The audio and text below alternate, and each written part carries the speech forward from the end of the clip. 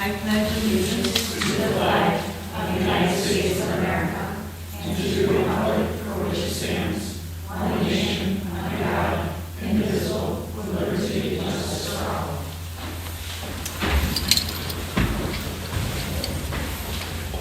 all. A motion, please, to approve tonight's agenda. John and Linda. Any discussion? All in favor? Motion is carried. Tonight we have some presentations. I'll turn the meeting over to Mr. Pullen to introduce those. Thank you, Mrs. Collier. So earlier in the that's in order, but I would say to the board, feel free to ask any questions at the conclusion of the respective school improvement plan. So elementary, middle, and then we'll have a time where we can do a collective question and answer at the end as well. So Christy, I'm going to turn it over to you. Oh, where's the student presenter? I didn't even say, I'm sorry, honey, come on up. Yes, Crystal, do you want to introduce our student presenter? I'm sorry, I didn't even see that.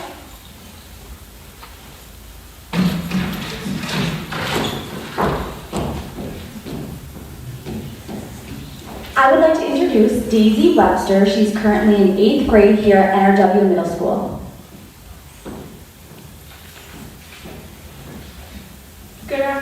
Good afternoon. My name is Daisy Webster, and I am in 8th grade at Rose-Wolcott Middle School. I am also a member of National Junior Honor Society and a free sport athlete, participating in volleyball, wrestling, and softball. If you could not tell, I love sports. I am a competitive person, and playing sports has helped me learn the importance of communication, teamwork, and self-discipline. Sports also allowed me to represent my school and community. Speaking of sports, one thing I feel about our school that could improve on is the use of our outdoor space at the middle school. I would love to see the old fields be reunited so our sports teams could play and practice on our own fields at the middle school and not have to travel to the elementary school and the high school. This would also allow athletes to stay after with our teachers and get academic support.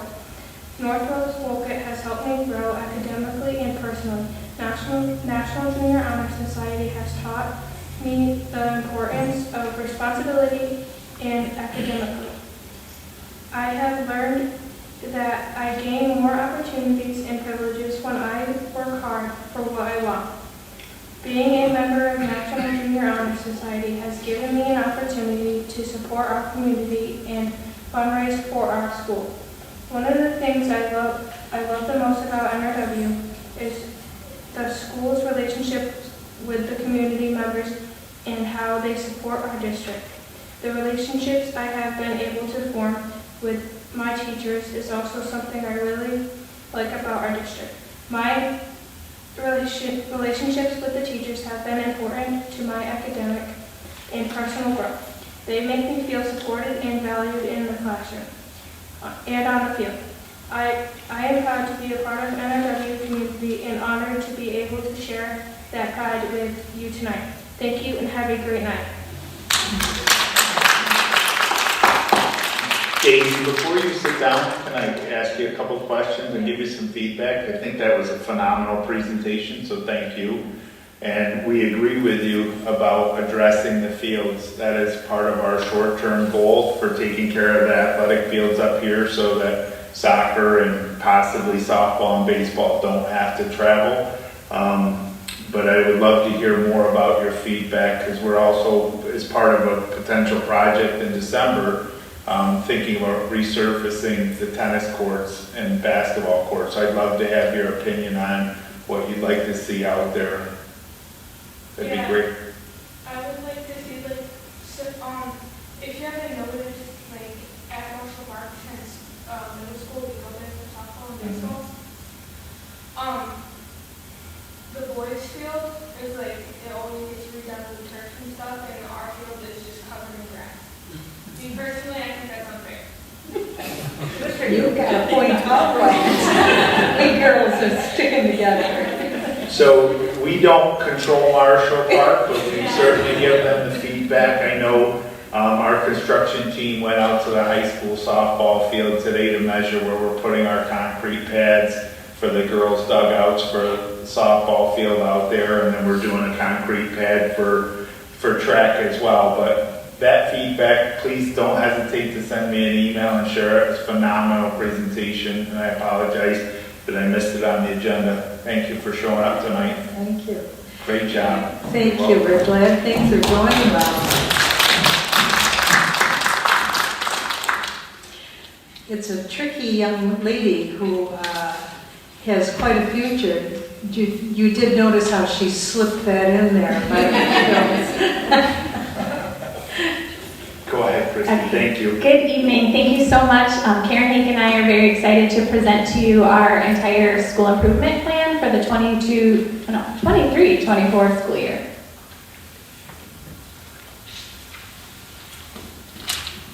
Is it turned on the side? It says so, but I'll Is show. there a green light? Yeah.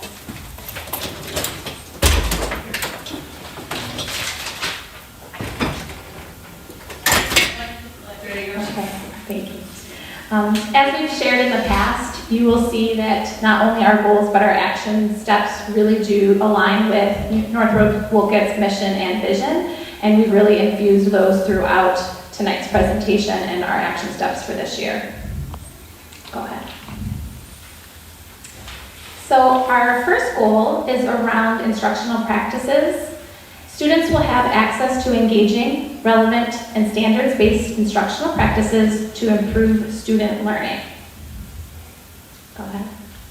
So our action steps for this year that are going to support that goal include we've implemented a Being a Reader program in grades 3 and 4. So as you know, Collaborative Classroom has been a part of the elementary school for the last few years.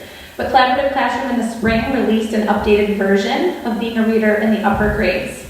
This newer version includes a direct word study component that we believe our students really need and will benefit from.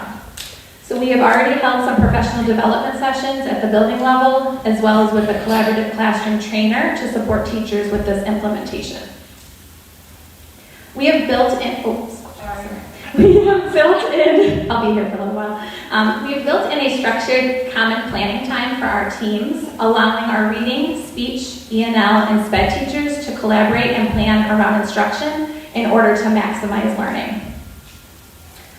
Our next action step is a goal that our SLT is working on. We are going to be developing a structured learning walk process. This is going to give staff access and opportunity to identify strength areas in their own teaching, and then to allow and visit each other's classrooms so that they can see those best practices in action. This year, all grade levels will be creating grading rubrics for core content areas. As you know, last year we implemented the use of a new report card, and so we really want to ensure accurate and consistent grading practices across and within grade level teams, and we feel by creating rubrics around this that will be able to happen. Our first grade trend data, we really noticed some struggles with that grade level. So we've made an instructional decision this year to train our grade 1 teachers in the use of SIPs. That is the intervention program that goes along with Collaborative Classroom, and it is research-based, and it also aligns with the knowledge that we know about science of reading practices. So we've actually already held our first professional development session with that grade level team, and we've shared practices for them to incorporate into their Tier 1 small group reading in hopes that we really can impact that grade level specifically. We are in year 2 of our ZERN math implementation. We are focusing this year on really building capacity around using the program's digital reports and data pieces so that really we can inform instruction and allow teachers to meet students where they're at. We will hold building-wide professional development sessions throughout the year so that teachers can look at these tools together. And my last action step for instructional practices are the document that we created district-wide. It's called The Elements of an Effective Lesson. And this resource has been shared and reviewed with all instructional staff within the building, and it really focuses on those best practices, such as posting learning targets, implementing formative and summative assessments, and effective lesson structure to increase engagement. These practices are being highlighted at faculty meetings, within our Monday messages, and then during the coaching meetings that teachers have with their instructional coaches.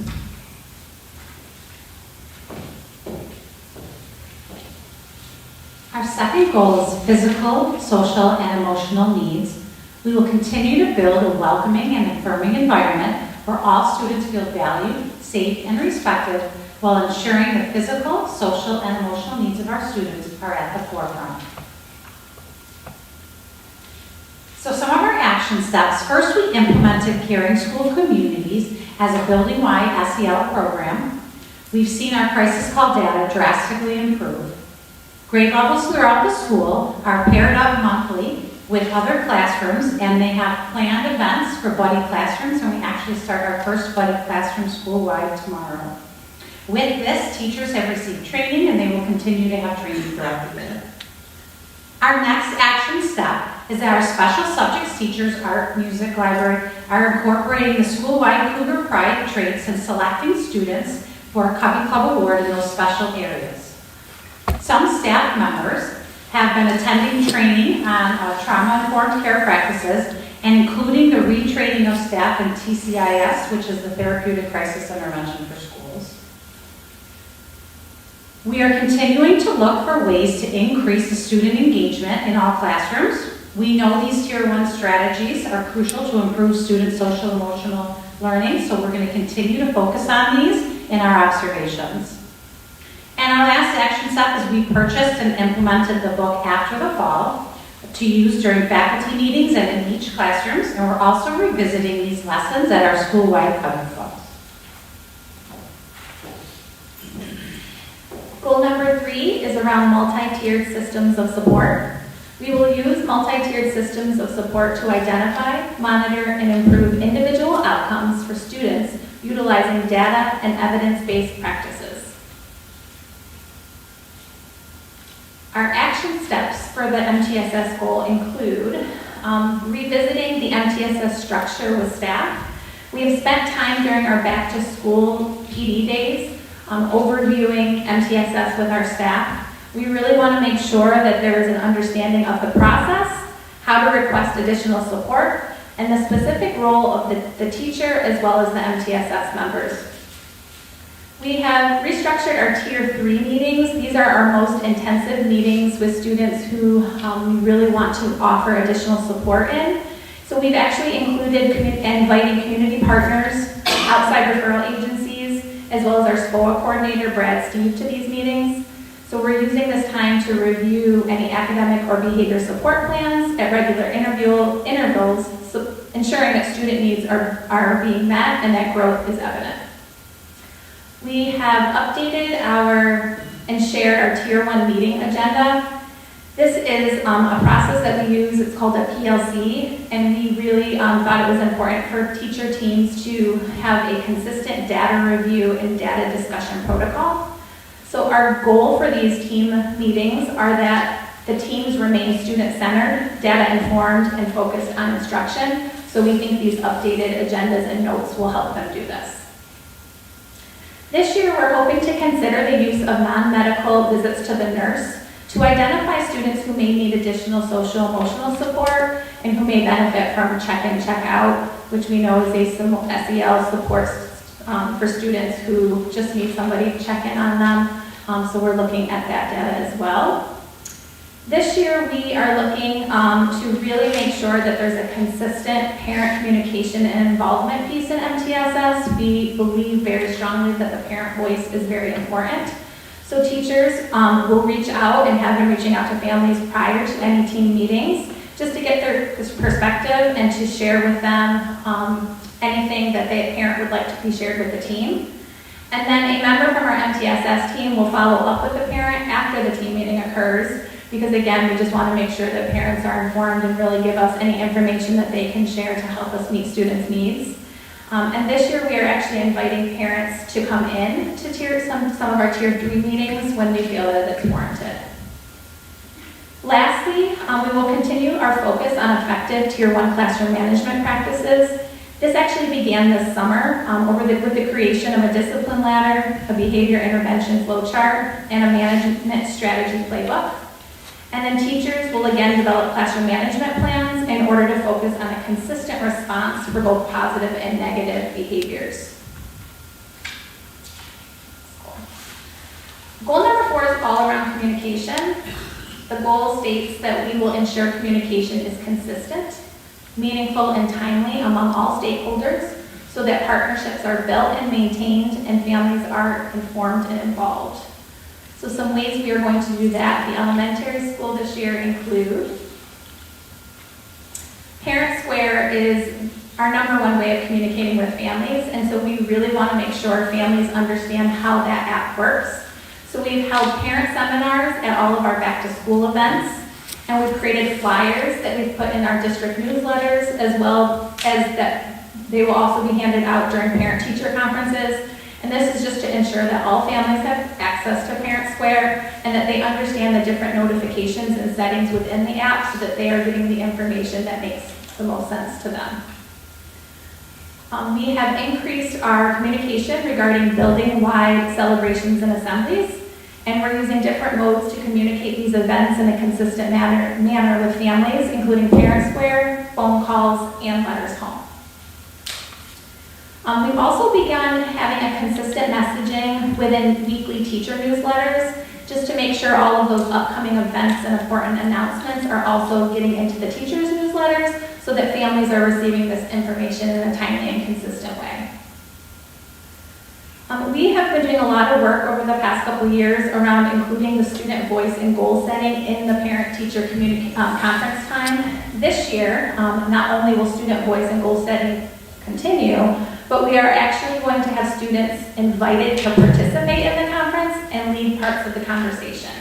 Right now, we're sharing resources and templates and strategies with teachers on how to do that. Safety is always our top priority. TAP app trainings have been held and will continue to be conducted.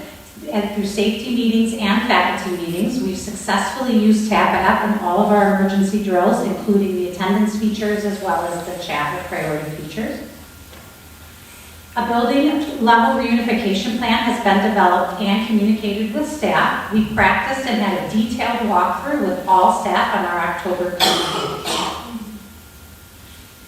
All students have ID badges. They're used for lunch, checking out library books, and in the future for bus attendance. These badges have also been really helpful in identifying students when we have substitutes. We have also updated the maintenance on the playground to increase building safety measures for students. Rubber matting has been removed, there's been an increase in the mulch base, and a tree was removed. During our building walks with Ben Stopka, the Director of Facilities, we continue to monitor the playground equipment for safety. Thank you, that concludes our session.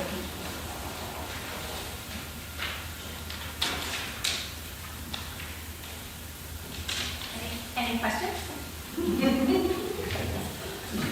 Christy, when you were talking about the action steps way back here on instruction, the SIPs training, that's for teachers or for staff. Yes. That's not, children are involved. So it is not in the training. It is, yep, so it is. It's an intervention program. It stands for Systematic Intervention in Phonics, Phonological Awareness, and Sight Words. Mm-hmm. We've actually been using it in our reading intervention, with our reading interventionists for, I think, about 4 years now, with great success.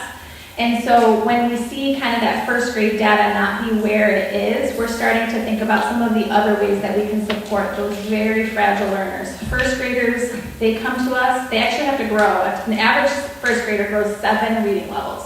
Every other grade in the elementary grows 3 levels. So it's just a very impactful year, and so we just want to make sure teachers have all the resources that they need. And because we're seeing such great growth with our intervention students who are participating in SIPs, we think that would be a great place to start to see if we can really start to change that trend data for grade 1. In your preliminary, in your early testing for reading, I'll stick with reading, Did you find that a lot of your kids were at grade level, or Well, one thing were we- there a lot of needy below grade levels that We are- needed?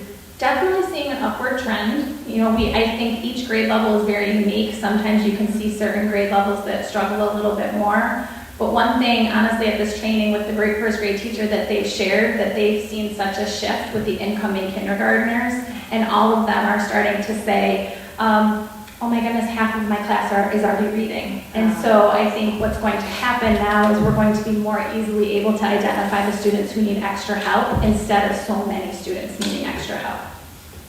So that's a really good thing. So you won't be spread so thin. Correct. That's wonderful. Yes, that's exactly it. So the pre-K programs are you're starting to see those results. 100%. And UPK was, and kindergarten was saying it last year. They were like, oh my goodness, what a difference. Yeah. So absolutely. Great, great. Glad to hear that. I'd like to ask a question about Parent Square seminars. I've noticed it in the other buildings. What is a seminar? And I know what a seminar is, but could you reflect on what I would see as a parent?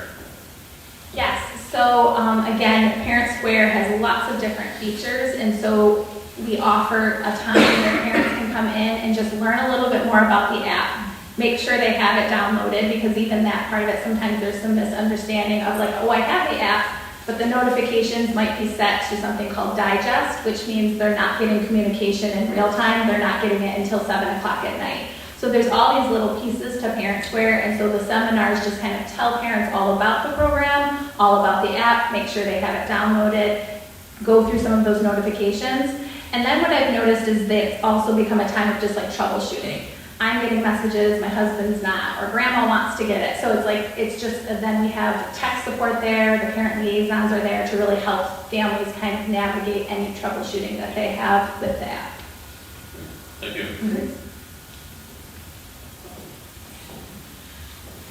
Thank you.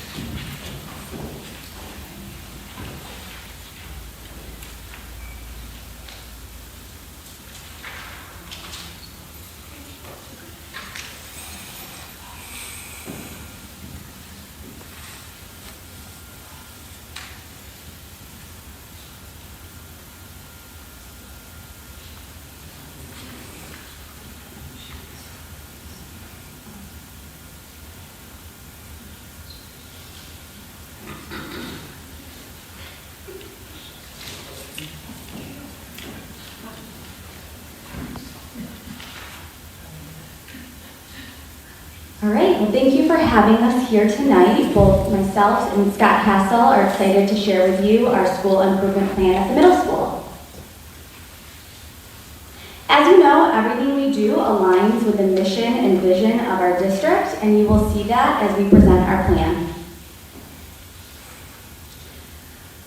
Goal number 1, instructional practices. Students will have access to engaging, relevant, and standards-based instructional practices to improve student learning. So with this, we have incorporated individualized student goal setting. We believe empowering our students to set goals and have awareness of not only their academics, but behaviorally and social-emotionally is very important. With our switch with iReady Diagnostic this year, students have set goals specifically in reading and math, and then again, behaviorally and social-emotionally. Our PD plan for this year is in full motion at our faculty meetings, and we have a strong focus with our professional development with instruction, reflective practices, and book studies as a whole staff. We have incorporated WIN groups, which is what I need, which are groups that either focus on intervention or acceleration for our students. Last year, with us coming into the building, we really focused on the culture and climate of the building at the middle school, and we recognized that there were some needs academically in terms of intervention groups, acceleration, having band and chorus in our school day. This year, we're proud to say we have 100 band students and 100 chorus students as well. We also have 72% of our students in Reading Win and 81% of our students in Math Win. So those students will all receive intervention or even acceleration depending on their need. Last year, we implemented academic support plans, which were highly successful for us each quarter. Students were able to stay after during activity period to receive extra support. So this year, with the transportation issues that we faced, we began to think creatively and make sure that we were able to support our students. So with this, we developed what is called Flex Friday. And every Friday, we have a shortened period day. We went from 43 minutes to 36 minutes.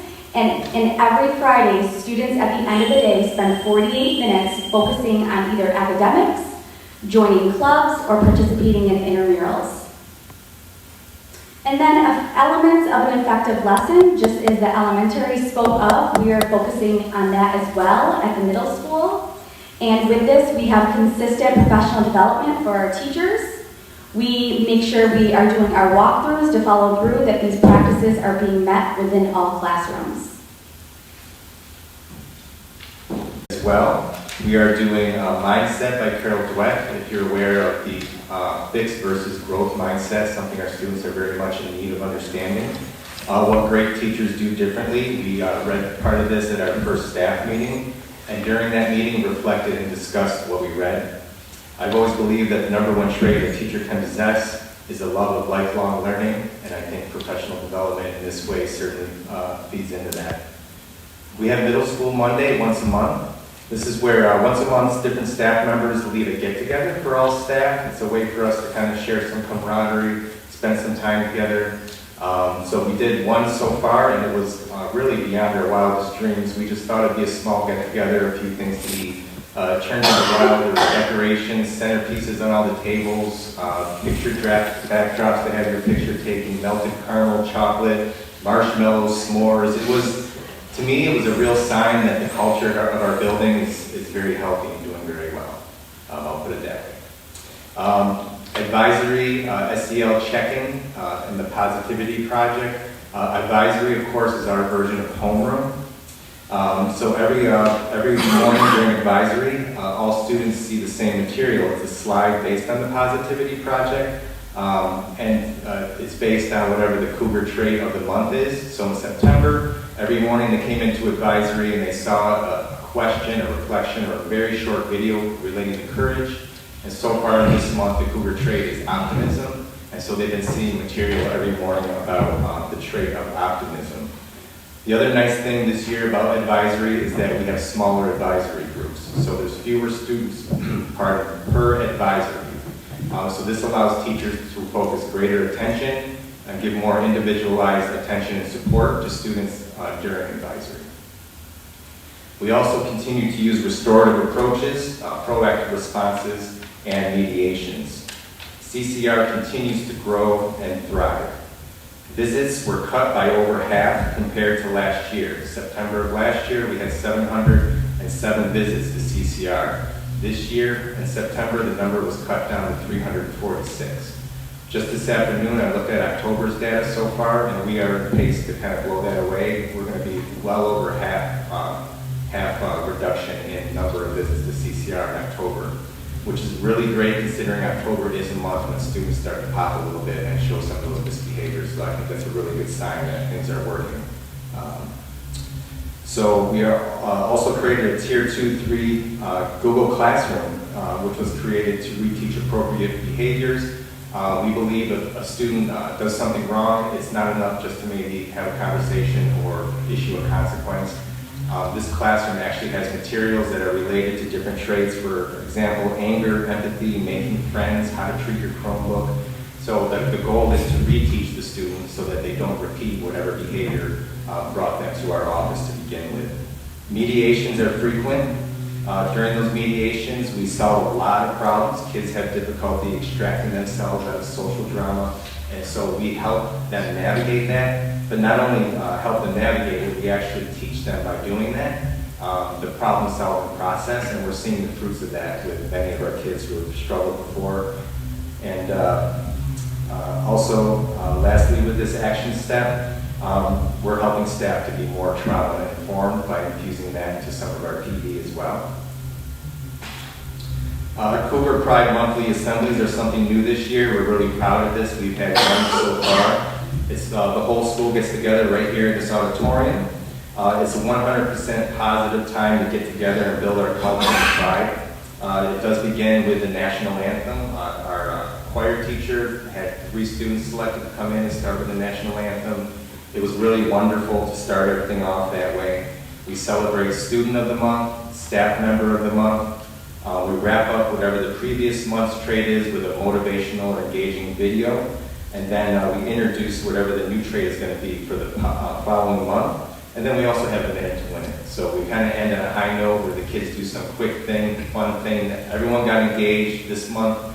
Or the last one, we had a bottle flipping contest. We had 4 kids up here because they love flipping bottles. We all know that. And so the winner got a $5 McDonald's gift card. That was a whole lot of fun. The kids really got into that.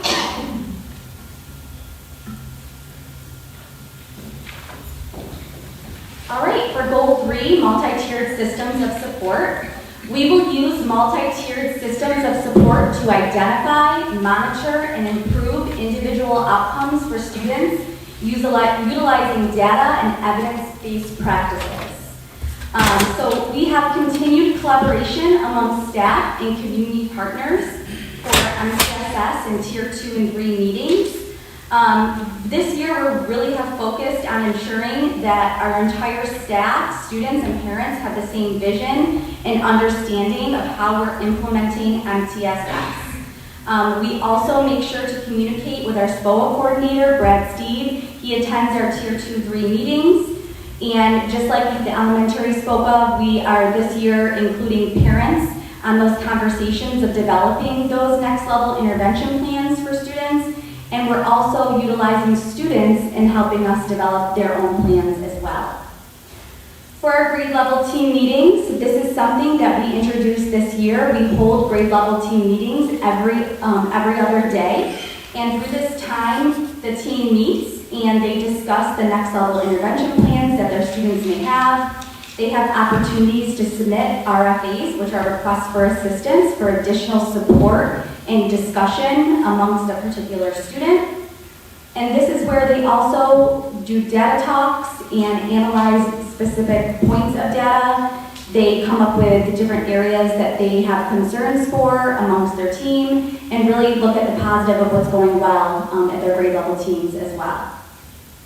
For Tier 2 intervention goal setting, so with our WIN groups, we also have identified students that fall under the Tier 2 realm. And these students will be receiving intervention reports quarterly.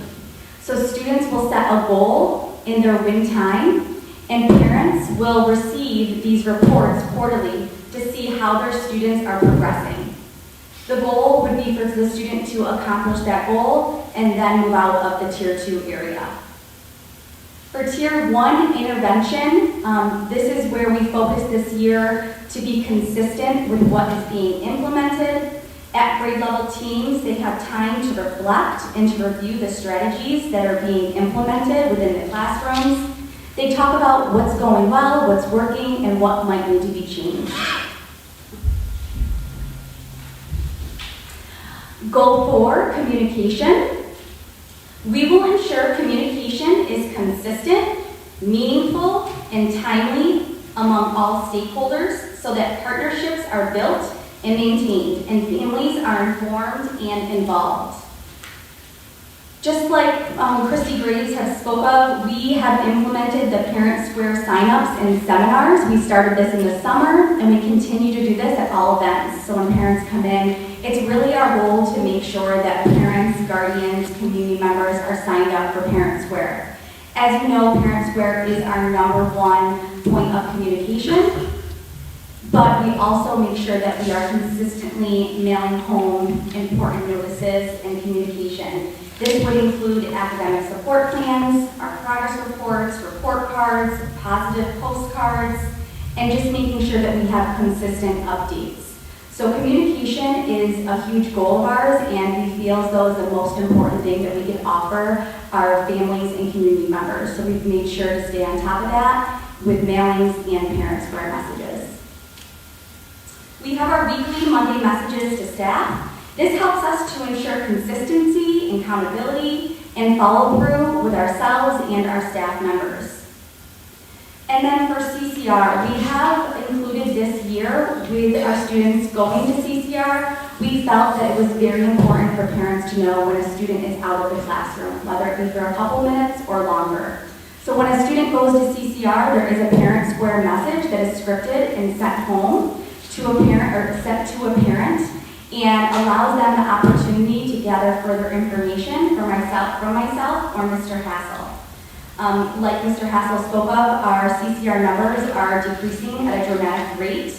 And 2 years ago, our referral count in September was 88. Last year, it was 27. And this past September, we are down to 23. We have consistent administration to staff collaboration. We have full transparency, open door policy, as well as our leverage leadership, where we do our walkthroughs, our observations, and then our academic and behavioral meetings with teachers that we feel through the data analysis may have a need for those reflections. And just as elementary spoke of, we also incorporate our data memo reflections with teachers so that they can review their data for the quarter and be reflective on next steps. Goal 5 is safety. We will increase capacity with building safety plans and procedures to ensure a safe and secure environment for all students, staff, and visitors. Our building safety team continues to meet. We have a fantastic team that's provided a lot of great feedback about our drills, and also has been instrumental in giving us feedback and support with developing our reunification plan. As mentioned previously, usage of TAP app has been great. We just kind of jumped right into the waters with it with our first drill, and it was fantastic. You'd really be amazed to see one of our drills. They're almost completely 100% silent from the moment that alarm goes off until the students return to the classroom. It's really quite a sight to see. Building level reunification plan has been developed and communicated. As Karen mentioned, we did a walkthrough on our PD day last Friday. In our case, it was an on-site reunification right here at the school. We practiced that. We had signs up. We really staged it to give teachers a real sense of what it was going to be like for reunification. We essentially walked it in the role of a parent and explained each step of the process.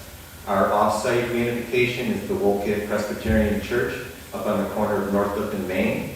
And we actually walked the teachers down there as well, walked them into the church, showed them where every step of the way where things would be happening. And this was really appreciated by our teachers to really get a sense of what it would look like, and also the fact that there's been a lot of work that's been put into this. So it really helped them to see the efforts we're going through to make them safe. And we're continuing to do monthly building walkthroughs with Ben Stockra, myself, Brad, Steve, Diana Mitchell, walking the outside of the building, just seeing if there's any hazards or anything like that, walking the inside, checking doors, things of that nature, once a month. Those are already scheduled out for the end of the year, and just making sure that we're on top of things. Well, that concludes our plan. Thank you so much. Does anyone have any questions? I wonder if you could clarify for me the reunification. I'm not familiar with that. When is it used? What is it? So in the event of an emergency, it could be any emergency, where we need to either get the kids out of the building, there could be a gas leak, it could be anything. And we need to, during the day, reunify students with parents. There needs to be a process for that, as you well know. It can often be extremely chaotic if you've ever seen these things on the news. So the main thing being accountability. The process needs to be very well thought out to ensure that each parent that shows up is verified and leaves with the student who needs to go with them.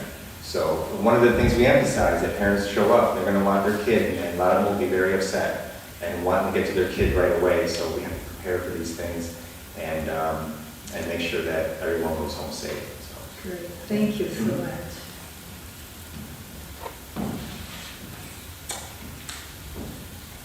Are there any other questions? I have to ask about iReady, because I don't know anything about it. Will that be easily accessible to teams and to individual teachers, and how? What will it look like? Yeah, so right now, iReady is first a diagnostic benchmark that we're utilizing, but it's also an intervention software for students. So once they take that diagnostic, what happens is their pathway is developed to help them either catch up where they need to get to or even accelerate them further. So our teachers have all received trainings on iReady, and we continue weekly to have professional development and tips and tricks on how to use iReady successfully. So it's really a personalized learning pathway. It's how to differentiate curriculum and learning for students so that they can learn at their own path. Sounds good. Yeah. Thank you. Anything else? Okay, thank you. Thank you so much.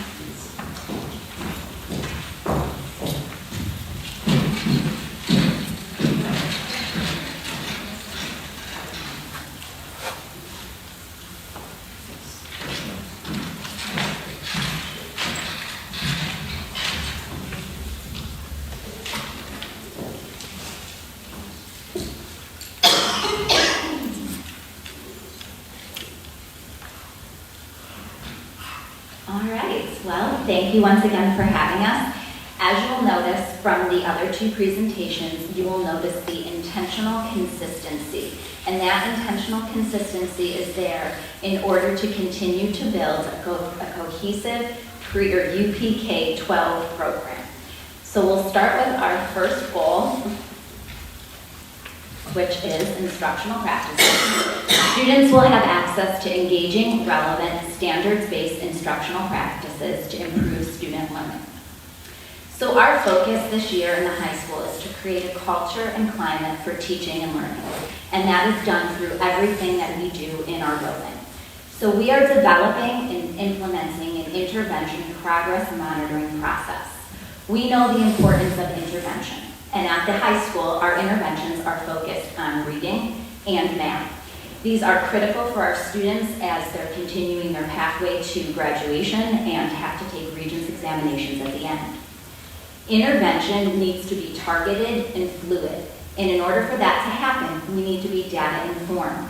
So what we are doing is creating a process by which we see how students enter into intervention and how they then exit intervention. And we're looking at a variety of data points. One of the data points that we too are looking at our iReady diagnostics. Our 9th and 10th grade students are taking the iReady diagnostics 3 times a year. That data is then disseminated and discussed, and students are placed in interventions based on that and also based on a variety of other data points.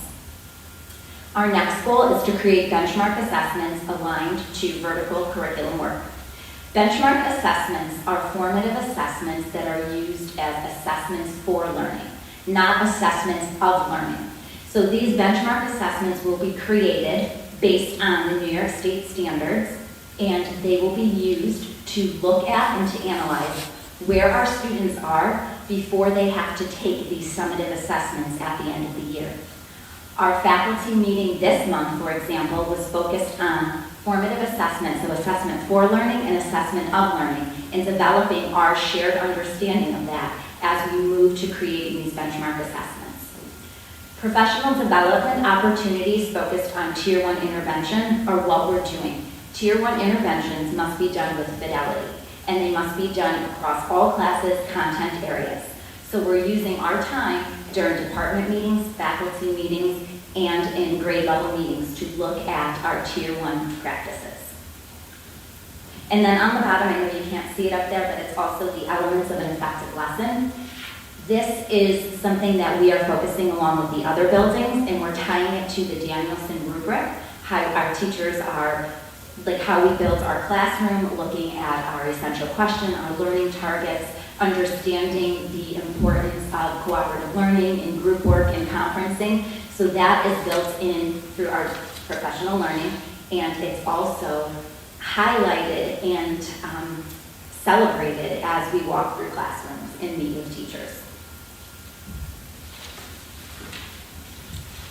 Our second goal focuses on the physical, social, and emotional needs of our students. We will continue to build a welcoming and affirming environment where all students feel valued, safe, and respected, while ensuring the physical, social, and emotional needs of our students are at the forefront. So for our action step highlights, this is a very exciting time in our building. We've created an SEL team this year of members from the past as well as new, and people are starting to get trained. We've been attending Erica Ebert trainings on SEL. She's very widely known for research and practices in the area. We are starting with a book study this year. It's called, on the top of that one, you can see SEL study, Integrating Social and Emotional Learning in Secondary Classrooms. And we chose that book. It's condensed and it's packed full of strategies, meaning any staff member in any setting in our school should be able to use some of those very easily. It's not setting specific. Sometimes the research is hard to use everywhere. We've begun to meet weekly as an SEL team. Our book study will begin this month. We had a little hiccup with the ordering. It had nothing to do with our end. They came damaged. So in the meantime, we have infused our meetings and PT opportunities when we meet as a team and with the staff to be more materials-based. So when we have a faculty meeting, we share materials that are hard copy that they can take and use in their classrooms. We show videos on how to build classroom culture and strengthen norms and connections, things like that. So at every step of the way, we're trying to infuse bits and pieces, and the hope is by the end of this school year, our staff members have a great wealth of resources for SEL, practices, strategies, awareness, and research to support what we're trying to do for our students. Professional development, like I said, we're also pulling in trauma-informed care due to feedback from families that we get when we're working with students. We have our advisory curriculum. We're using the Positivity Project there. And we created a slide deck using the materials in the POS project, but additionally, a lot of our students in the high school are seeking ways to be mindful, learning about mindfulness and coping skills and stress relaxation techniques, so we've heard them. So we've also added an extra slide, and every week we kind of add to it, where if there's students in advisory, once they get through the activity of the day for the POS project, they can also learn about those mindfulness strategies, and I'm just very excited and eager to see more from students what they would like to do with this as we build this school year. Restorative approaches, we have our traditional methods and approaches for discipline and consequences, but this year the high school has begun restorative practices, and it's been a great addition in using conjunction with the traditional methods. I personally, whenever we have a scenario where I think students would benefit from that, I'm calling families, I'm teaching them through what that will look and sound like so that they can prep their child at home, and that's after talking with the child in school as well. And then the kids have come in, and it's been so positive that they're asking for it now, which we're only 6 weeks in, and we've never had that yet, so that's pretty great. And we just have that shared understanding that respect needs to live with us. And I think because of part of their age and their maturity levels, you can have some really great deep conversations, and a lot of the other issues start to go to a little simmer as a result. And we've also been increasing our Cougar Card incentives. We're starting our Cougar Card again this year, but we're also creating a Cougar Key that will be for upperclassmen and have some cool perks that come with that should they earn that. And I know that I've been working with some student leaders, and this month more than likely they will start creating, I think I would call it recognitions, but it's based on the students' feedback. They would like to see more recognitions and celebrations of the cool stuff they're doing, so we're going to start weaving that into the Cougar traits and tying it to things that already exist. So our third goal is multi-tiered systems of support. We will use multi-tiered systems of support to identify, monitor, and improve individual outcomes for students, utilizing data and evidence-based practices. So this year, our entire focus, in conjunction with all that we're doing, is to revitalize our MTSS system. So in order to do that, we need to build capacity within all of our stakeholders. So that means looking at each of our tiers, looking at who is involved in the process and what stakeholders need to join the table so they can be there to best support our students. So that is something that started this summer and it's continuing. Our Tier 1 and 2 meetings, we spend that time diving into the data from our Cougar Care Room as well as attendance data. We also take the information gathered at our grade level meetings and our request for assistance, and from there, we are looking at whole school initiatives. What's working at particular grade levels, and then what can work building-wide. Our Tier 3 meetings, the focus so far has been on looking at the next level intervention plans from our new 9th graders. So in the 8th grade, they had new next level intervention plans. We spent September and part of this month looking at those plans, updating them, gathering more information. Additionally, we are looking at the current students from 10th through 12th grade and adjusting plans as needed and pulling in additional stakeholders such as Brad, Steve, and our nurse. We are also incorporating student voice in the process. They know oftentimes what they need, and their voice needs to be heard at the table. So by doing that, we are continuing to increase our MTSS understanding. We're using our SLT members as well as our MTSS coaches to help throughout the building with that initiative. Tier 1 classroom management practices, that is another focus at our grade level meetings. I talked about how it's important at our faculty meetings, and we're discussing those, but also at the grade level meetings. What's working at a grade level? What are they noticing? What's working, what's not, so that we can intervene in a timely manner and give students the support they need, whether that's whole class or individual. And if you think about tiered approaches to instruction and Tier 1 instruction in general, those strategies, what will help some will help all, so why not provide those supports with fidelity into all of our students? And then we continue our relationship with our Cougar Ops partnership. We are one building. We have one goal, and that's for all of our students to have equity and access to all of the things, and that's what we continue to do. And our Cougar Ops, we have several representatives sitting at our MTSS meetings to provide guidance and insight as well. Goal 4 is communication. We will ensure communication is consistent, meaningful, and timely among all stakeholders so that partnerships are built and maintained and families are informed and involved. At a high school level, I sometimes feel that the communication falls off because students are older, they're 16, 17, 18. However, this is critical that all parents and all families are involved and understand what's going on in the building at all times. So one of our focuses this year is to really increase those communications. Yes, by using Parent Square, but also by increasing our mailings home. So we too had seminars this summer with about Parent Square and getting parents set up. But also in our opening days, we had someone from Parent Square come in and provide training to the teachers so that they had a better understanding of the functions of it and how to best guide parents if they have questions during that communication. And it's a way that teachers are communicating daily with parents, sending out mass messages or even those individual messages.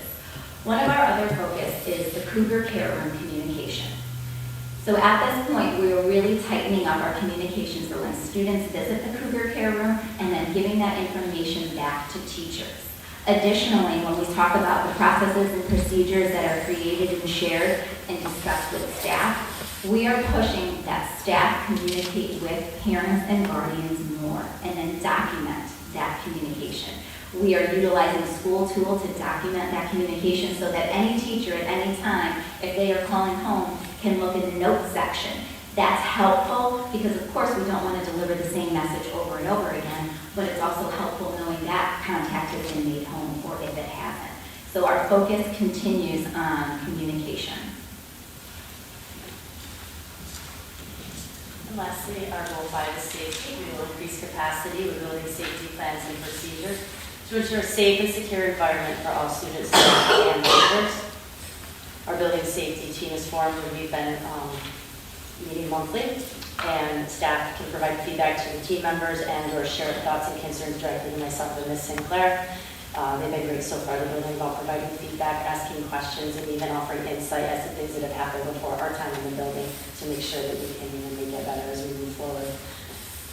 Staff TAP app training, we have used TAP app, we have provided training regularly, we've had practice sessions with the app itself, we've gone over how to use it, the functionality, we've done it at faculty meetings, we've touched base and debriefed after every drill. Sometimes I'll send memos out to staff saying, think about this or that, or sometimes staff will ask us about certain things to try next time and we move forward.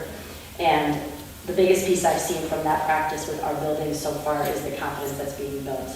At first it was a scary app, and now that everyone's been using it and regularly, it's wonderful to see our drills, and I've had a lot of feedback. In the last couple of weeks, we've done a lot of fire drills for practice, and a lot of staff are reporting that they're the best we've ever had. And I do believe in part it's that TAP app and the confidence that's come with it. Reunification plans, we've developed ours and been discussing and reviewing the elements of it. We did on opening days, as well as most recently our PD day on the 6th. Staff gave great feedback, and they definitely had a share of appreciation at our building, going outside and doing the walkthroughs as well, actually seeing the maps and things on paper, but then doing it live gave them a great opportunity to feel it out and just ask questions and visualize what to do there. And our students are using their badges in the high school and in lunch and in the library settings.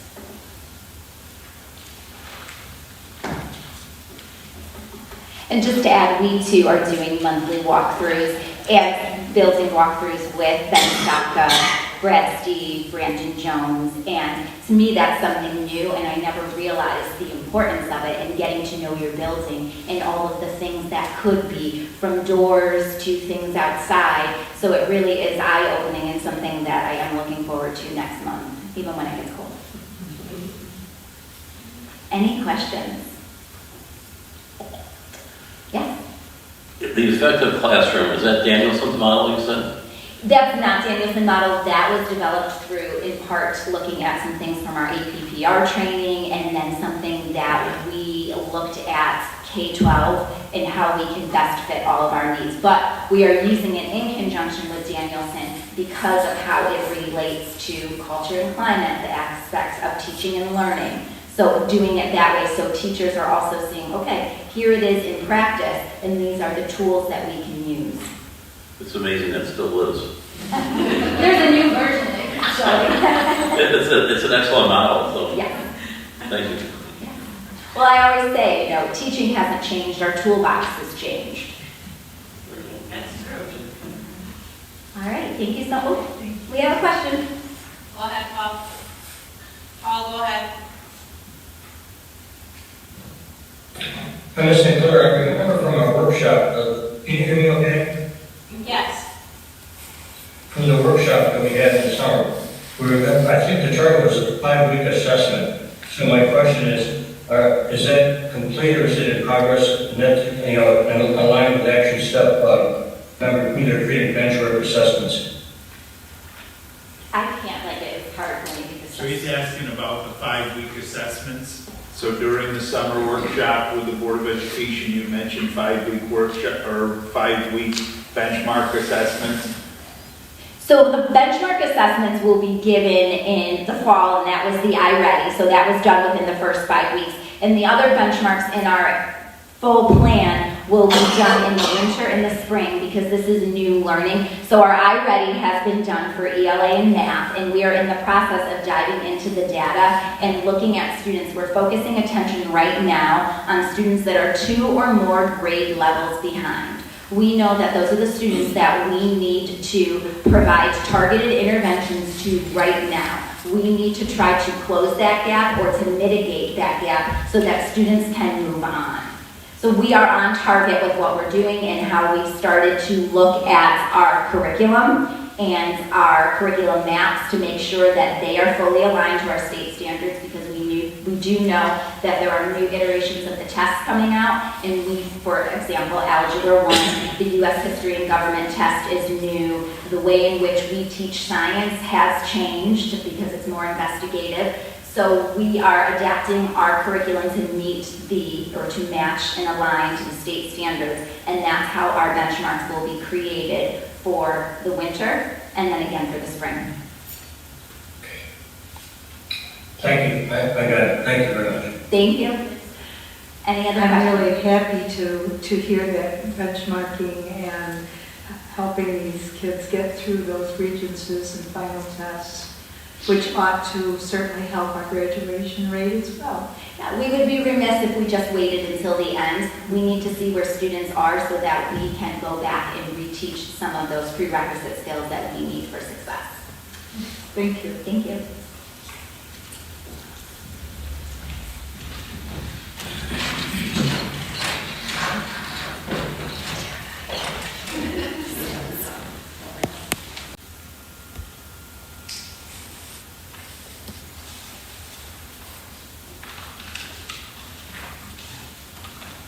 Okay, thank you. So I think, it speaks volumes to have that consistency and congruency amongst the three levels. I'm going to kind of compliment Megan. Actually, it's not kind of compliment. I am going to compliment Megan Pagliatti. Much of that work has been done over the last 18 months. We created an 18-month PD plan. We're starting to see the fruits of that labor. Last Friday, we had a superintendent's conference day dedicated to safety, but it's also very much dedicated to MTSS process. And Megan and the Leadership Council put together a fantastic day for our staff. So you're seeing some of the trauma-informed care practices that are happening there on the left, and then on the right, Ms. Rupp is leading a group through some of the restorative practices. And I think it's important to point out, the restorative practices aren't really new. It's a little bit more defined. It really is conversational. It's how to bring a problem-solving method to any scenario where there's somebody's been wronged, whether it's disciplinary, whether it's something where there's conflict there. So it's more of a conflict resolution, and it doesn't necessarily negate the fact that consequences are still assigned. Many times this is the lowest level intervention, and it really is fostering some of that positive connection and relationship building that you're starting to see transpire in the reduction to the quick room, the Cougar care rooms, the number of suspensions, the number of superintendent's hearings, etc. So I'm really pretty pleased with what the staff is doing. And again, a lot of what we focused on last week is stuff that we're starting to see across society. There's the Trooper Klowicki presentation on sexploitation, the reunification plans that they talked about in each of their presentations tonight that happened. And then we had retired FBI Special Agent David Butts do a presentation for the district last week, really specifically going through the Parkland critical incident and the failures that took place and cost so many people their lives. I think David did a fantastic job. It's probably the third or fourth time I've interacted with him on a professional level, and every time I take a little bit more information away. And really, as I said to the staff Friday, I won't apologize for keeping people safe. I want to be the most secure environment we possibly can, and that's an environment and a task that keeps me up constantly. So that was last Friday, so really pretty pleased with the results from that. The next part I want to get into is a little bit of the capital project update. If you haven't been down Salter Calvin Road to take a look at the difference in the windows at the elementary building, I would encourage you to do so during the daytime. The removal of those metal panels and putting those windows in has made a remarkable difference to the aesthetics of that building. It's been, a challenging task. The elementary staff have really done a remarkable job moving to the first floor, consolidating spaces. If you were to walk in and look at the auditorium, you'll see about 14 different cubby spaces set up where our service providers are located, very similar to what we experienced when the middle school was there. But the crew is really hustling to get these windows in and make sure the building's weather tight before snow flies. And on the picture in the right, that's outside of Mr. Blankenberg's office, and on the east portion of the gymnasium wall, the masonry restoration continues to really take hold. We replaced that roof last fall. The masonry work, Heritage is doing a wonderful job for us there. They're making great progress and really taking advantage of as much of this weather as we possibly can get. Here's something that I want to get into in this next slide to really kind of capture some different points of view. Last Friday night, that was the pregame warm-up, and you started to see that the bleachers were filling up. We have 500 seat capacity bleachers. I didn't take any other pictures as the night went on, but as the game got going with one of our nearby rivals, there were about 400 people, I would estimate, that attended last Friday night's game. And the stairwell in the back, as you know, is where the press box will end up going in late November. Okay, Tina? So here's something that I want to point out to the community and to the Board of Education. And I want to give you a couple of different points of reference. Much has been said about our concession stand lately. It's a very different environment than what it was previously. And if you take a look at these pictures here, you see the split face block on the bottom, the center block on the top. It's great. Now, if you keep going, Tina, there's those same angles at night. And you're going to start to see some of the flaws. There's been much commentary since last Friday night about, well, how could the district accept this? I hope the district didn't pay for this. This is terrible. You know, there have been a lot of comments to the negative. The part I want to reassure the community of and the Board of Education of is we haven't signed off on this. You know, there's clearly work. Can you go back? There's clearly work to be done. There were some things that were missed, but if you see, that's the same angle. We met with our construction team today. I would say that it was a very productive and healthy conversation. Spent about 2 hours coming up with some solutions and holding people accountable for what's going to happen. If you go back, Tina, I can assure you, by the time we're done, those errors will be corrected. The team has a very clear sense of where I stand. I think that we've made our feelings known about accepting an inferior product, and I believe that that's something that you're going to start to see in motion as early as next week. There is a mason coming out tomorrow to take a look at some of those things, but really to the naked eye during the daylight, some of those issues were not as present or prominent, bless you, as they are when you have shadows cast on them. And the grout work needs to be cleaned up and everything else, but for the Board of Education and the community at large, I want to reassure them we're not missing out on this. Also, from the bleacher company, last week you received a notification from John O'Leary, who's the president of Dan Clayton. He expressed his regrets for how the process has gone due to the delays, due to some other setbacks. I was on the phone with John O'Leary tonight. He assured me he does still intend to make that trip up. It is something that he did say to me. He's personally involved. He's monitoring this. And some of the things that still need to be corrected with the ramp and the stairs are going to get corrected. And he apologized profusely. I did say that would go a long way with our board and our commitment to our school district. It's a 5-year term. It's something that's incredibly time-consuming. It's incredibly challenging. You know, for the 7 of you to have very different opinions, that's one thing. But then when you think about 3,000 constituents that you serve that all have individual opinions, that's an entirely different thing.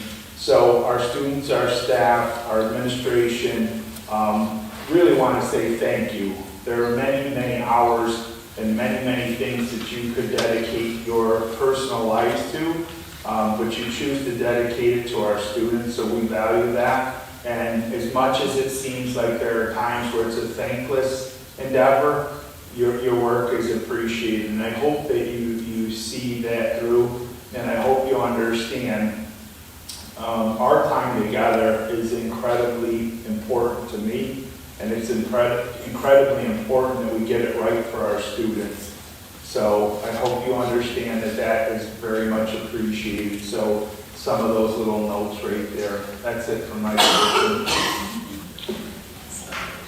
Thank you.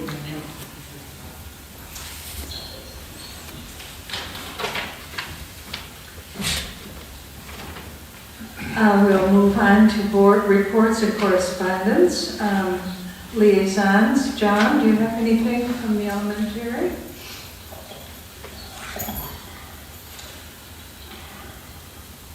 Mrs. Grace is very pleased to say that there's a buddy bench. There was a picture of it someplace in the notes too. Mr. and Mrs. LaValle's high school classes have made it and delivered it last week. And you know, having been a grandparent, they're watching the kids out there after school or during the school day. It's good that they can sit down someplace and communicate with each other. There was a parent community fair, or will be October 17th from 6 to 7 p.m. And community partners will be there as well as the Scholastic Book Fair, which is a highlight in every building because we are so far away from any sources of books. And it's sponsored by the Booster Club, the North Rose-Wolcott Booster Club. And an open house on September 14th, 500 people attended to meet the parents. The parents could see the teachers, the classrooms, and get ice cream. And there again, that's always a highlight. Everyone wants to go see their child's elementary, all the artwork, etc. And see the teacher by all means. Check it out. And the ice cream, definitely. They have completed the year's academic and social and emotional assessments and screenings, and the information will be used by teachers and services for interventions and support for K through 4. So that's really starting the school year, and it's a good start. And Mrs. Grace gives a shout out and applause to her new assistant principal.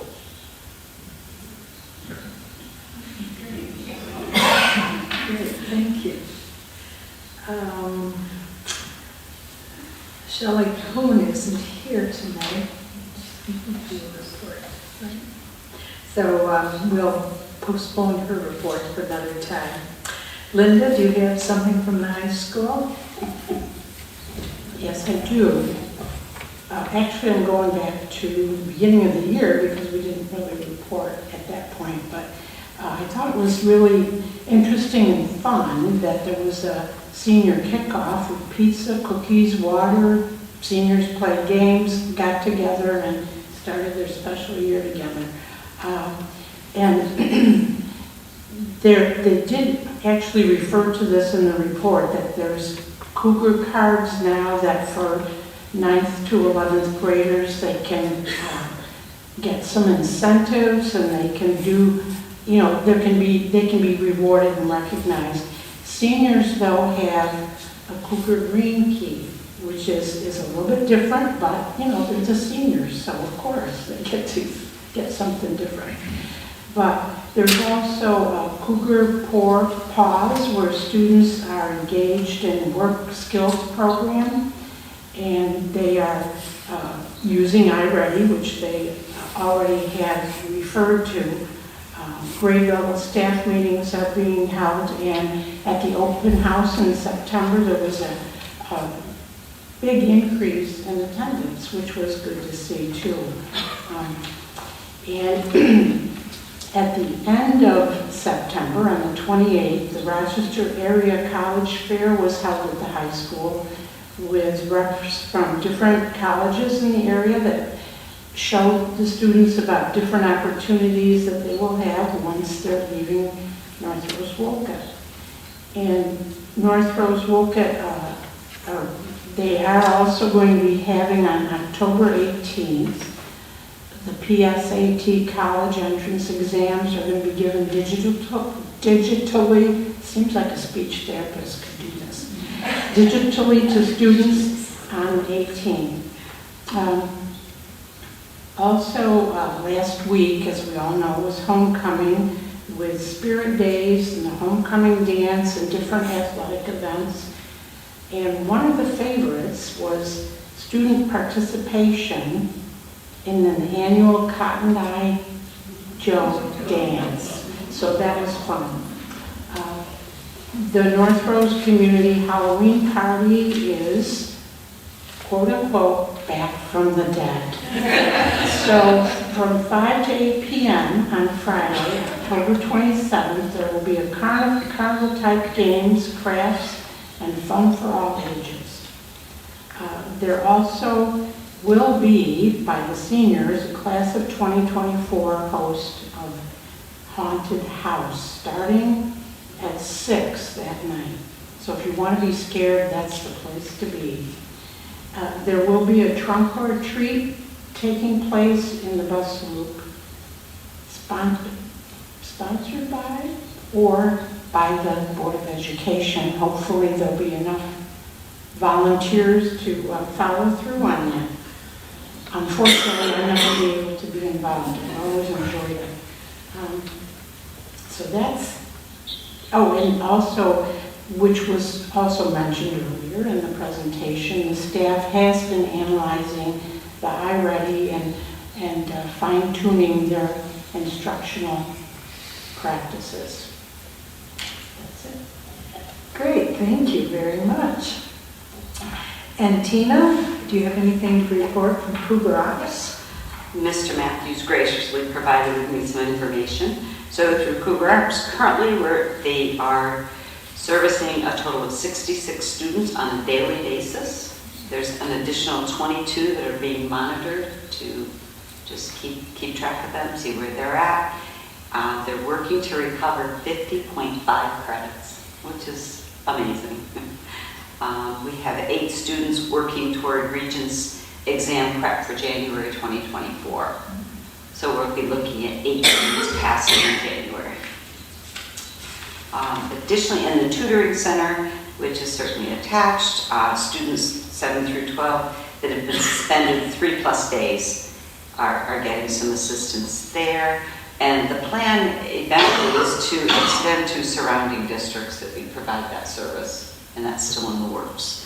Additionally, the tutoring center is acting as a placement to provide students with disability services as they await placement. Unfortunately, there are students that we just don't have placements for yet, but we're working and using the tutoring center to provide those services, which is essential. Tutoring services include restorative practices, counseling, and the academic support. So I think we're off to a good start. Thanks, Mark. Thank you. Linda, do you have anything to report from Fort County? The board, the directors, either of those? Well, I just wanted to make the board and others aware that one of the things that Fort County is looking into through the executive director is professional development about AI and its impact on students in terms of education, so that we know that learning is authentic learning. It's something that students have done themselves to a certain degree, and that it's, but anyway, that's in progress, and so hopefully there'll be more information about that later on. I don't know, as your liaison for BOCES, I have things that's not listed, but Fort County is what BOCES encompasses, so I guess I'll jump in with it.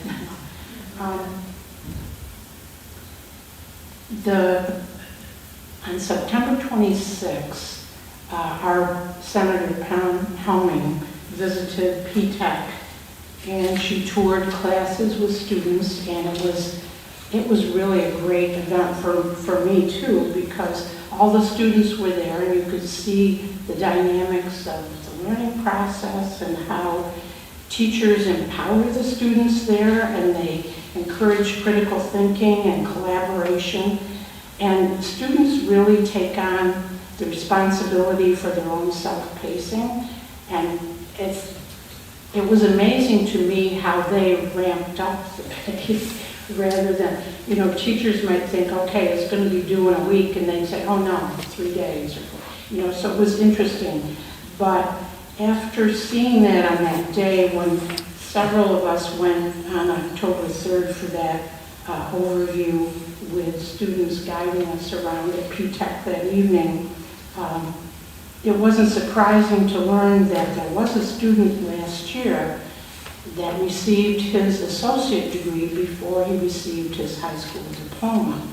And that as a result of graduating from FLCC and entering RIT, he gets 2 years credit, which will save him and his family $150,000 as he goes for his advanced degree.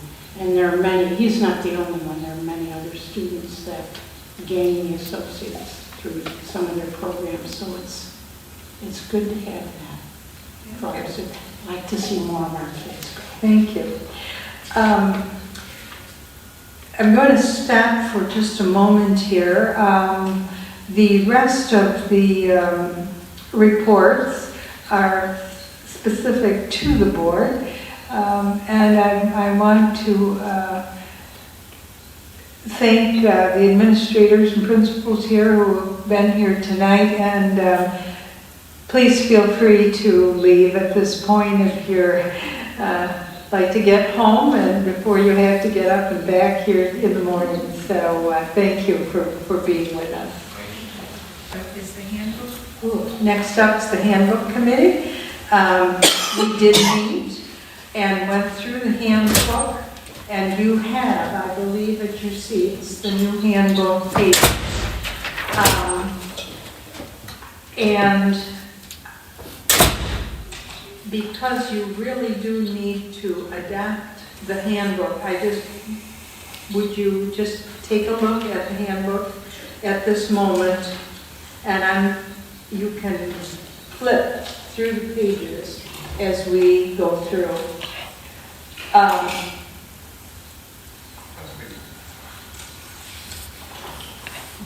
Sorry. So, if you flip, I will just flip with you.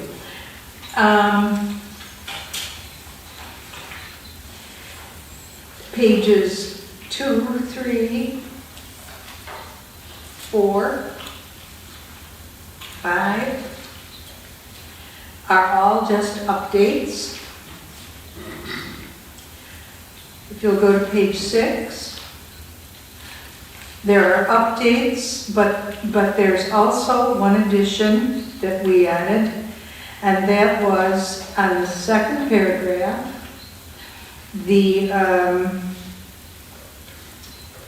You'll see, let me find it here. We added the Cougar Ops to the high school. That was not included before. Okay? Page 7 is the same. I've got the wrong set. This is my graph. This one. No.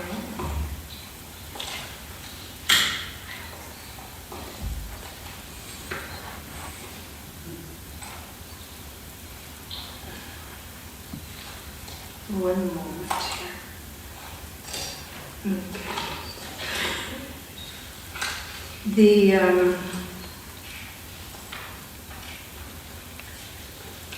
Then if you'll move to page 8,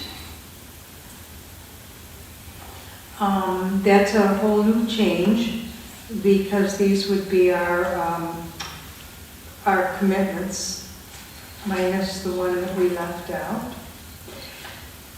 If you move to page 15,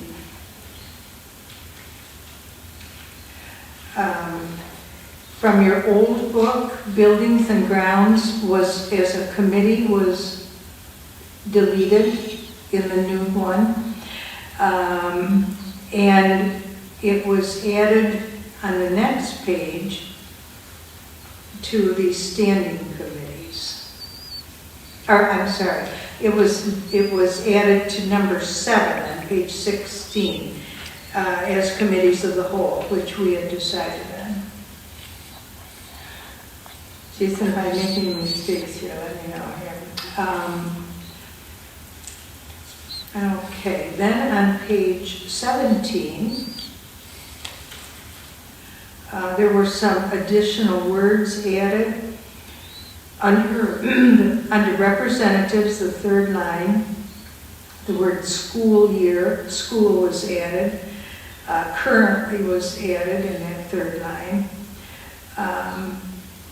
And the fourth line, the word following was added. And instead of naming all of those committees that are listed below, or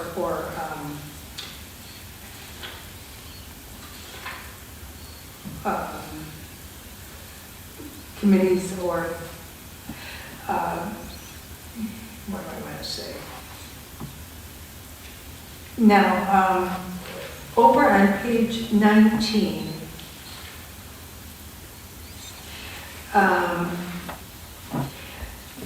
you'll recall that when, I think it might have been during the retreat, that we questioned what the word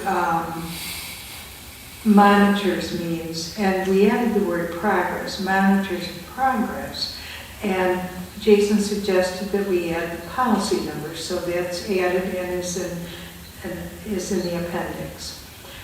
The under student services, monitors progress was added. And under facilities, instead of oversees monitors, was added for monitors conditions. And we added and approves capital projects that we thought was important for someone new coming on the board to know that that happened. The next pages, we capitalized all of the B's that mentions board, because we're talking specifically about our school board. So those go all the way, those changes go all the way through page 25. And then you will find the appendices have been updated. The numbers aren't the same as in the old one, but they're there. I won't go through them all. And you will find that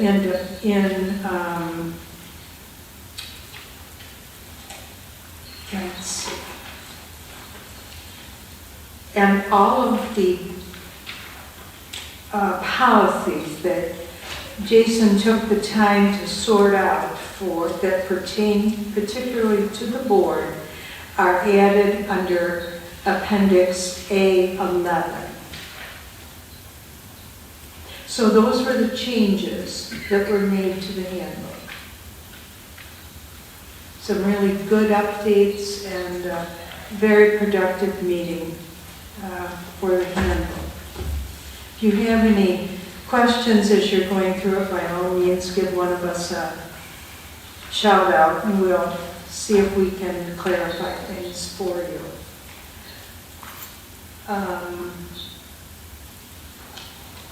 It is on the agenda for later for approval if you wish to do that. Okay? But I wanted to go through them at least so you knew what the updates are. Okay? So that is that. Audit committee. John, anything on the audit committee? We will be meeting the next week or so. Okay. Jason, anything on the district safety committee? We met September 20th. All the building level administrators gave updates on their emergency evacuation drills. TAPAP, Brad Steves presented the same single point of access board layout for our board meetings, and he gave a great presentation, same one that he gave for the board that night. And we've discussed SROs, the shortage of SROs, how our superintendent still would like to see SROs in each building, so he's pressuring Wayne County for that when they become available, and that is 30,000 foot view. Great, thank you very much.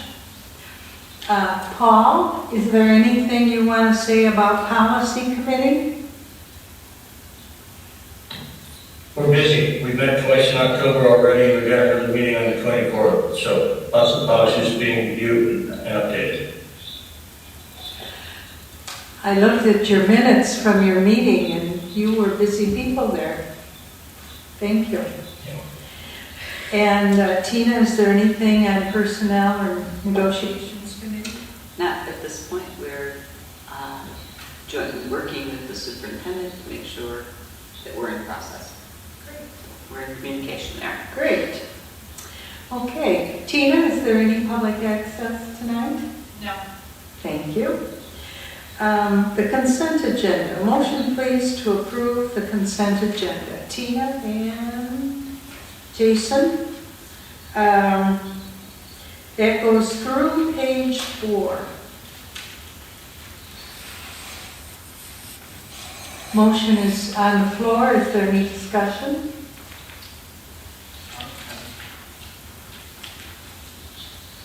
I don't know Jason? if I do this after the vote or before, but I'd just like to remove my discussion topics.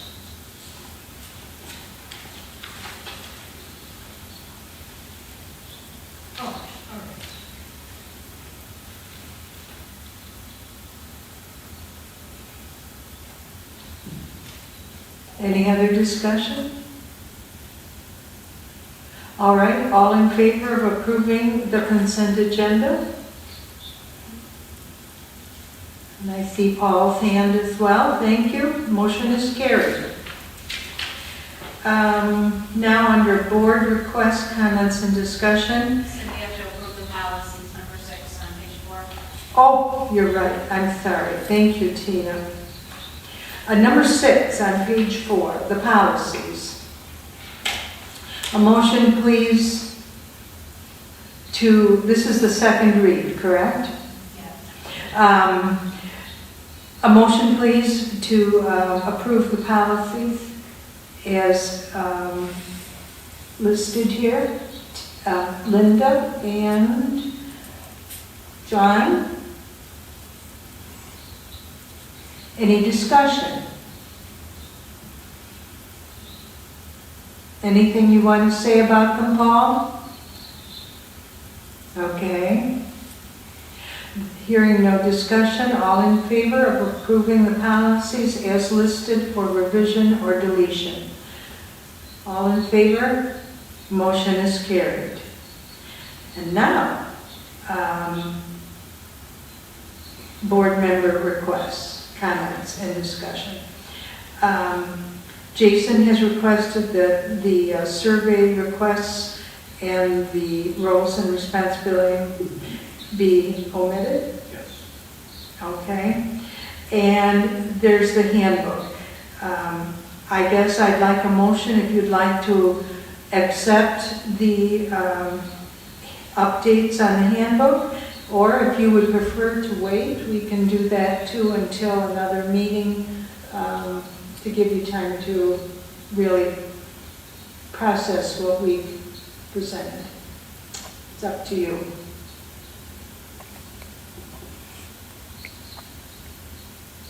Linda?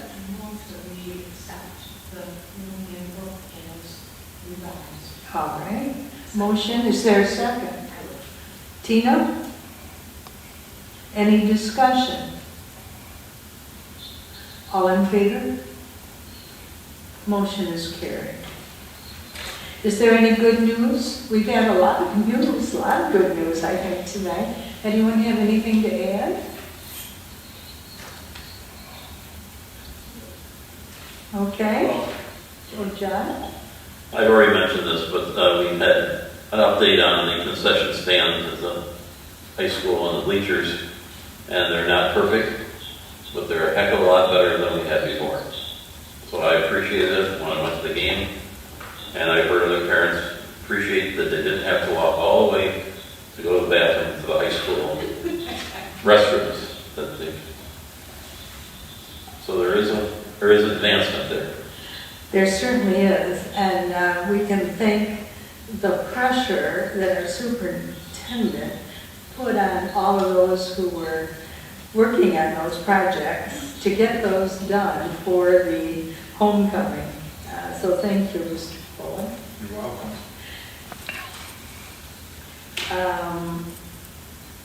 I guess we've completed our agenda. A motion to adjourn, please. John and Jason, any discussion? All in favor? Motion is carried. Thank you, Paul. Motion is carried. Good night, Paul, wherever you are. Enjoy your time. Okay. The 26th then, the workshop. At some point, I think we should get a group together and walk the facilities. I would propose that we try to do something like that if we can extend it. I mean, I can get you a bus or something, because I believe you should take a look at the progress on the construction project as a whole, see some of the things that we're talking about, see some of the things that we're putting forth for December 13th as well. You know, I would say to you sooner rather than later, because once the holiday seasons hit, everybody's schedules are gonna be really tight.